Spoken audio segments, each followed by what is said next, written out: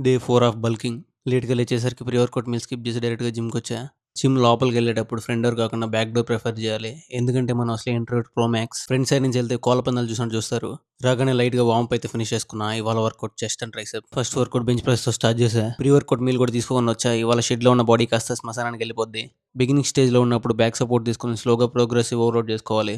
Next workout incline chest press. ఈ workout upper చెస్ట్‌కి. ఈ వర్కౌట్ కూడా 3 సెట్స్ ఆఫ్ 15 రెప్స్ అయితే కంప్లీట్ చేసుకున్నా. Next workout decline bench press.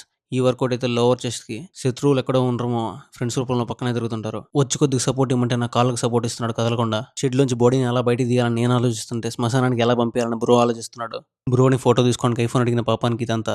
ఎలాగోలా ఈ వర్కౌట్ కూడా 3 సెట్స్ ఆఫ్ 15 రెప్స్ అయితే కంప్లీట్ చేసుకున్నా. Next workout decline cable flies. ఈ వర్కౌట్ లోవర్ చెస్ట్‌కి. పోస్చర్ కరెక్ట్ ఫామ్‌లో బిట్ చేస్తే మంచిగా రిజల్ట్స్ ఉంటాయి. ఈ వర్కౌట్ కూడా 3 సెట్స్ ఆఫ్ 15 రెప్స్ అయితే కంప్లీట్ చేసుకున్నా.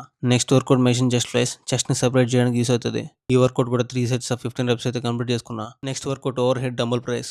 వెయిట్ ని బ్యాలెన్స్ చేస్తూ పర్ఫెక్ట్ ఫామ్ లో చేస్తే పర్ఫెక్ట్ ట్రైసెప్ గ్రోత్ ఉంటుంది. ఈ వర్కౌట్ కూడా 3 సెట్స్ ఆఫ్ 15 రెప్స్ అయితే కంప్లీట్ చేసుకున్నా. ఈ లోపు జిమ్ క్లోజింగ్ టైం అయితే అయిపోయింది. సో లాస్ట్ లో ప్రోటీన్ షేక్ అయితే తీసుకుని ఇంటికైతే స్టార్ట్ అయిపోయా. Follow for more.